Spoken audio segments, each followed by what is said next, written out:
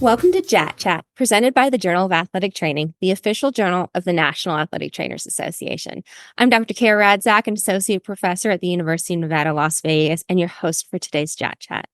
It is my distinguished pleasure to be joined by Dr. Samantha Scarneo-Miller, the lead author on the National Athletic Trainer Association's position statement, Emergency Action Plan Development and Implementation in Sport, which has been recently published in the Journal of Athletic Training. Dr. Samantha Scarneo-Miller serves as an assistant professor and the program director for the Masters of Science in Athletic Training in the Division of Athletic Training at the School of Medicine at West Virginia University. Dr. Scarneo-Miller received her bachelor's degree from the University of New Hampshire and her graduate degrees from the University of Connecticut. At this point in time, I would like to thank Sam for talking with me today. Welcome to JAT Chat. Thank you so much. I'm so excited. Well, we're excited to have you on because this is a amazing undertaking that you guys went under. And the first thing that I want you to kind of touch on is what led to the decision of, all right, now's the time to update this EAP position statement. How did that all come to fruition? It is 22 years in the making for this document to come out. So the original position statement was published in 2002. And really, all of the kudos goes to the pronouncements committee with the NATA and NATA Foundation, kind of housed under both organizations. So pronouncements committee has made an attempt to really objectify when we're reviewing position statements to look for updates. And so, through their new processes and through an old process of somebody kind of saying, hey, we really need to be doing this, the NATA and specifically pronouncements committee decided yes, okay, let's look into it. And there's been quite a lot of changes made in the literature, I guess, over the last 22 years. We've had a lot of advancements in knowing the effectiveness of an emergency action plan in terms of patient outcomes and in terms of efficiency and implementation. So you kind of put these three things together, somebody reaching out saying, we've got to do this. It's been too long. Pronouncements committee, really changing these awesome procedures so that it's more streamlined for when we review and when we update these position statements. And then a considerable amount of research coming forward that's advancing emergency action plans. And that's how we got to be able to start on this journey. It's a labor of love. You guys put a lot of work into this. Tell us a little bit more about who's on the author group, kind of what areas you guys strategically tackled to make sure voices were heard at the table. This is, again, I'm just going to keep shouting out you and pronouncements committee and Dr. Susan Jurgen and Jen McKeon was on the pronouncements committee when we first started. So she was a great liaison for me. All of you guys are just brilliant individuals to get us to this point with these new methods for position statements. And so the authorship group was developed with consideration of just researchers and clinicians, but also in diversity as far as gender goes, year and career, interdisciplinary, race and ethnicity was also taken into consideration. So our authorship group was phenomenal. There was 8 of us, myself as one of our researchers. We also had Dr. Yuri Hasakawa out of Japan. She's at Waseda University, a researcher, did a lot with the IOC in the 2020 Olympics. Dr. John Dresner out of Washington. He is a world-renowned researcher with regards to studying cardiac arrest and emergency action plans. Dr. Rebecca Hirschhorn is down at LSU. She's also an EMT, so she brought this researcher EMT background that was invaluable. And then, in my opinion, our clinician group was phenomenal and really the reason that this document is going to be successful. And that included Mike Hopper, a high school athletic trainer from Texas, Daryl Conway, athletic trainer up at Michigan, Ed Strapp, who is a flight paramedic, athletic trainer, state trooper, and a lot of other things. And he's brilliant. And then we also had Dr. Greg Elkins, who was a secondary school team physician down in Southern West Virginia. And, I just want to say how awesome Dr. Elkins was, because unfortunately he passed away a few weeks ago and we miss him so much. But his contributions were amazing for this entire document, because he really brought that rural lack of resources perception to the document that I think we really needed to make sure that what we were doing was scientifically sound and also feasible for as far as clinicians go. So amazing group, loved all of them, got to teach the clinicians how to do research. The clinicians taught us how to write some things that made more sense in their brains. So we just had so much fun with it. So basically, you're telling me this isn't a document just for your D1 schools. This is for everyone, yeah? This should be for everyone. Yeah, we tried to do it so that anybody in the sports setting should be able to implement this. From our professional, you have every resource given to you, down to your youth leagues that have very little resources. Like, everybody should be able to take all 25 of these recommendations and at least make some considerations for changes of their clinical practice. Awesome. Let's dive into those recommendations.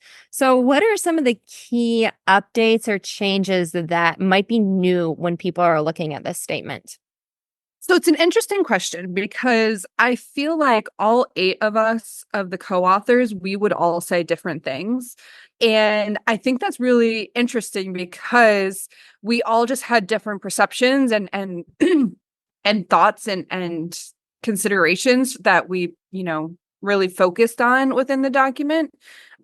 So for me, my big takeaways that I think are different from the 2002 to 2024 documents are venue and sport specific. So we know that your women's soccer team is going to have different resources than your women's lacrosse team, and they're going to have different personnel, right? Your women's soccer coach might be a paramedic during the day, excuse me, and then will be out on the soccer field with them. Whereas your lacrosse coach might be a finance person. So having a healthcare person versus somebody who's not changes the roles and responsibilities of that position. So by making it sport specific, we can kind of acknowledge that and make those changes. Another one that I think is really important here is the EAP coordinator role. Athletic trainers are awesome. We want to do everything. We can do everything, but we don't have to do everything. And so using this EAP coordinator role, we can really say an athletic trainer should be the person who is initiating this and doing kind of the logistical planning of it, if you will. And we should be having all of these other stakeholders included in it. Our athletic directors, our coaches.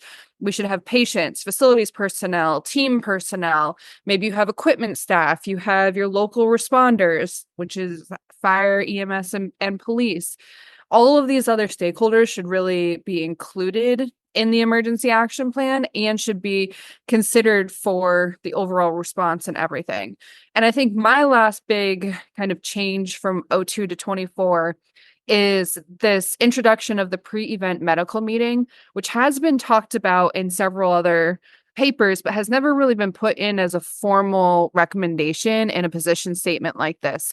So really emphasizing that things change so much in sport, and we acknowledge that and appreciate that. And by having these pre-event medical meetings, we can get everybody together before this competition or this event takes place and run through the EAP and see what changes we have to make on the fly. So lots of changes. Everybody will have different thoughts on what those changes are and what's important to them.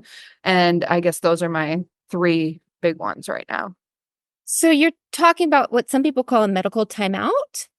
Yes. So previously called a medical timeout.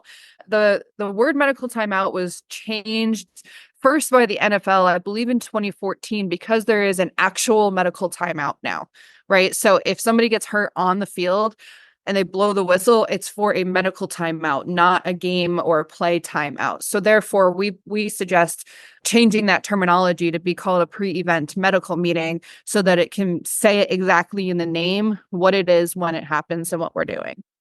And I want to circle back to this EAP coordinator. Tell us more about this person's role. This person has a huge role because they are really the facilitator of the entire document. So they're going to be the ones who write up the initial document and identify all of the different personnel who might be involved, calling it a risk analysis, if you will. So they are going to identify within my organization or my institution or my team or my sport, what is the most important factors that might play into somebody getting critically injured. And so they're going to do this risk analysis. They're going to write the emergency action plan, identify these roles, identify the responsibilities. But then they also have to take that the next step further and bring it to those anticipated roles and responsibilities and see, does this person understand what I wrote? Because the chances of the emergency action plan being implemented when an athletic trainer is not there is very high, especially in our secondary school setting and youth setting, because we're not going to be able to be everywhere at every time. So making sure that all of our stakeholders, including our coaches, know what to do in the event of an emergency is important, but also making sure that it's written in a way that they know what to do. So, my brain, just like I talked about our researchers and our clinicians on the document, my brain works very differently than Mike Hopper's brain. And it's not to say one is better than the other. It's just we think differently. So Mike might read a sentence that I write and he might interpret it this way, whereas I interpreted it that way. So that way, the EAP coordinator can say, okay, let me change this because I want you to know how to use this because I know what I'm going to do. So I need you to know what to do too, and I'll rewrite that for you. So you're naturally starting to talk about differences and you write it up and then, we could have just ended there, right? Let's talk about those implementation key aspects, because I think this is an area that you guys really delineated the steps to implementing well. Yeah. So some of our previous work from 2019, 2020, and 2021 showed that athletic trainers might be really good at writing an emergency action plan generally, but overall it appears that we really struggle with putting in all of the components that are necessary for implementation. So writing out our rehearsal strategy, writing out our distribution strategy, writing out our review strategy. So we wanted to make an effort in this 2024 position statement to really highlight that you can write an emergency action plan. You should write an emergency action plan. And that one pager that we all kind of think of is the emergency action plan is really your response. That's your response page. But we need to have all the rest of this written into the emergency action plan as far as implementation, distributed once a year, reviewed, rehearsed, document that rehearsal, making it available. So really changing some of that wording from 2002 from posted to say available so that we can acknowledge and appreciate the digital world that we're in right now. All of us have our phones on us at all times. So having it available on your phone would be making it available. And we wanted to really think through all of the components of implementation that we thought was important so that athletic trainers and other personnel, such as athletic directors, administrators, can really understand that this stuff has to be written into your emergency action plan too. It is maybe a separate section of your emergency action plan, but it has to be written into there. And we wanted to make it as easy as possible for people to go through and say, okay, I wrote that, I wrote that, I wrote that, I wrote that. And the goal of all of this is because that's the proactive planning part, right? That way you've proactively planned for all of these things to happen and you've written it all down and said that you've planned for this to happen so that you can hopefully make your response a little bit more streamlined and a smaller response time. Now, you guys did a great job, you and Dr. Susan Jurgen, at the NATA's annual meeting when you presented this out. And you kind of discussed at that meeting some key aspects of when you're going through and you're doing the rehearsal. You gave tips and tricks of how to implement this recommendation that it's rehearsed annually by interdisciplinary care team. Give us, I know some people might have already heard it, but it was such good advice, those tips and tricks. Can you give us some of those of how do you recommend people consider implementing this? So rehearsal is a really interesting strategy because everybody might do it differently. The way that I found worked best for me in my clinical practice is I would get all of our coaches together before each season, with our fall one being kind of like our most attended one. And I would have all of our coaches come down to the gym or go out to the soccer field or even just the parking lot. And I would say, okay, an athlete has collapsed right here based on your role within the emergency action plan. Let's run through this. So somebody would, pretend to call 911. Somebody would go to their station to direct EMS. Somebody would go and get the emergency equipment for me. I would provide care. And we would just run through scenarios like this. I've also had athletes fake a catastrophic injury at practice so that the coaches we'd have to see how the coaches would respond as a rehearsal strategy. We've done this several different ways, and I think a lot of people will find different ways.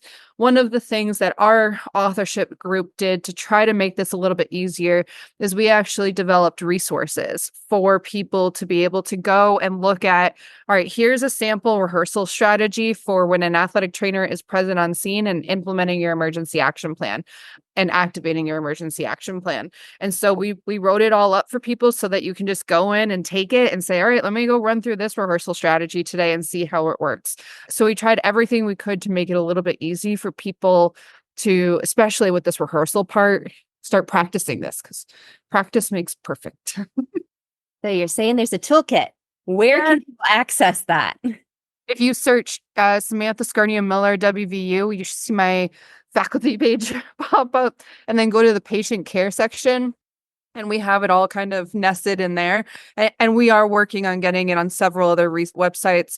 For example, the Corey Stringer Institute website will house this eventually. And of course, as soon as we were ready to do it, they had to launch a massive overhaul of their website. So everything is just a little bit slower. And right now you can find it on my faculty page, and we'll have it other places soon. Awesome. Thank you for that. And thank you guys for taking that additional, not required of you step to make this so readily available and usable to the clinicians. So, what are some ways that you would recommend as we're going into the new academic year, clinicians take this document and start kind of attacking it? So I think the first thing that you should do is when you go to that resource page that we just talked about, you're going to see this checklist that we developed. So we took the recommendations and kind of made them checklisty words, for lack of a better term. And that way you can go through, pull up your emergency action plan now, pull up the checklist, go through and say, do I have this physically written in the document that's on my screen? Right. So if it's physically written, go ahead and give yourself that check mark and a pat on the back. And if it's not written, then put a little X there and put some notes about how you think this might look. Once you're done with that, then you can go through and you can start to add all of these different components. If you have not done a risk analysis in the last year or two, then I think it's really important to do that risk analysis. Again, an example is provided on the website. That risk analysis will help you identify if you are hitting everything that you should be hitting, and any other considerations that you might not have thought of. Use that checklist, do a risk analysis if you haven't done it, and then just start writing it, start rewriting it. If you wanted to scrap your whole thing and write a whole new one, we have a template emergency action plan up there too for you. I also really encourage you to reach out to other people, see what they have written. I think it's so much easier to reach out to our friends and use our resources around us instead of reinventing the wheel on this. And that can be really helpful so that we're not feeling so overwhelmed with it all. So I think that's where I would probably suggest people start. And another thing people might be looking at is their policies and procedures manuals. And so how does an EAP, how do you see it integrating into the overall administrative tasks? We hear so many times people asking us about their heat EAP or their lightning EAP. And that is incorrect terminology. An emergency action plan is written to address any type of catastrophic injury. So whether it's the top cause of death, which is cardiac arrest, or a cause that might not happen all the time, but is still prevalent, like a traumatic injury or a lightning strike, This emergency action plan is written so that you can respond to anything. So your overall response is going to be the same no matter what the catastrophic injury is. Whereas condition-specific policies and procedures, like your heat policy, your lightning policy, your asthma policy, these documents are actually going to be more condition specific with the prevention, recognition, and management of it. So your heat policy, for example, is going to talk more about how you're going to assess your patient and manage your patient. What type of cooling modalities are you going to use? So your lightning policy will talk more about how you were looking at the sky and when you're making the decision to evacuate the field. Those types of condition-specific policies go into your policy and procedure manual, and your emergency action plan is actually a policy. So it should be in your policy and procedure manual as well. So policy and procedure manual has your emergency action plan and your conditions, policies and procedures, and they're not the same thing. Your emergency action plan is not condition specific. And your policies on how you're practicing your emergency action plan. Yeah. And reviewing too. Yes. So all of that can go into your emergency action plan. Like it can be called your emergency action plan policy for all we care. Whatever you want to call it to make it more clear for yourself, as long as you don't call it an emergency action plan for heat or lightning or condition specific, because it's not. So, maybe it's your emergency action plan with all of these implementation strategies followed by appendices for your venue and sport specific. That's awesome. Lots of options on how you do it here, just acknowledging and appreciating the difference between the two of them. Awesome.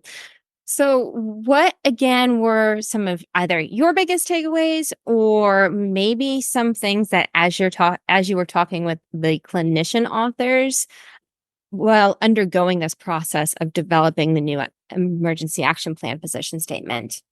So I think the clinical take-home points for me and for our group was making sure that these recommendations were implementable, and that when we wrote these recommendations that clinicians could look at it and say, yes, I'm doing this. No, I'm not doing that. And the ones that I found really interesting conversations with our entire group were the orientation at a new organization or event. So athletic trainers, we've been working a lot more per diem lately. How does this look? So once we get to a field or a venue, we really should be developing a very quick emergency action plan that helps us identify how we're going to respond to an injury with the limited resources we have. And that prompted a lot of great conversations of how to write that recommendation in a way that made it a little bit more clear for clinicians. The other one that we all loved was obviously the pre-event medical meeting, changing the name, making it more understandable in the name itself, and really emphasizing the importance of that.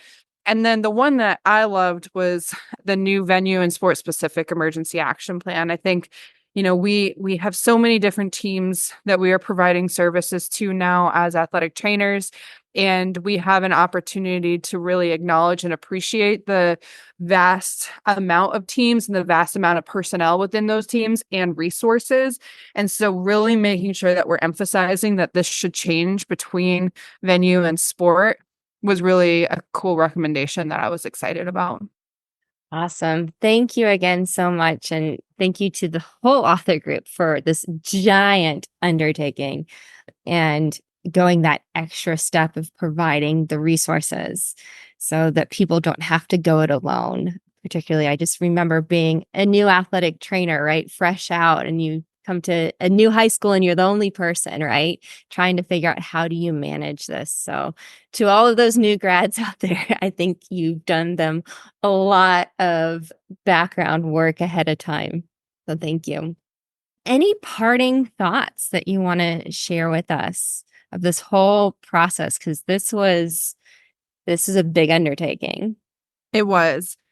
I know sometimes people think position statements and they think, oh my gosh, it's these researchers on their ivory tower kind of telling us what to do. And I hope that all of the clinicians who are listening to this can appreciate how much effort was put into this from the pronouncements committee and from our group to make sure that these recommendations were easy for all of us to implement.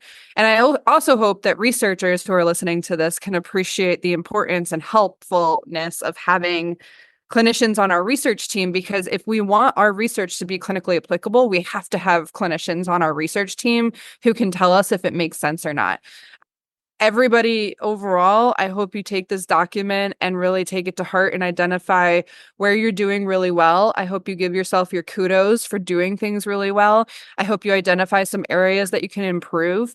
And the ultimate goal of this entire project was to save more lives. So I hope going into the later part of the summer that people really listen to this podcast and read the document and implement all of these strategies and then save some lives. If people do save lives, shoot me an email. I'd love to know your story and hear how it goes, because I love hearing about all of the saves.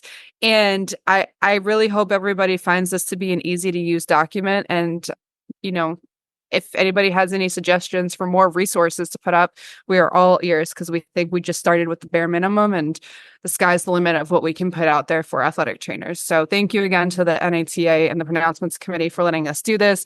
Thank you to my awesome authorship group for sticking with me throughout this and putting out a great document. And I'm excited for everybody to go save lives with this. Thank you. And Dr. Scarnio-Miller, we really appreciate you taking the time today to talk with us.